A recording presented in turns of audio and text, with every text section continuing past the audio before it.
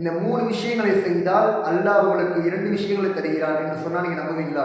ஆமாங்க. நபிகள் நாயகம் ஸல்லல்லாஹு அலைஹி வஸல்லம் அவங்க சஹாபாக்கள்கிட்ட கேட்குறாங்க, உங்களுடைய எல்லா பாவங்களும் மன்னிக்கப்படும், இன்னும் உங்களுடைய அந்தஸ்துகள் உயர்த்தப்படும்.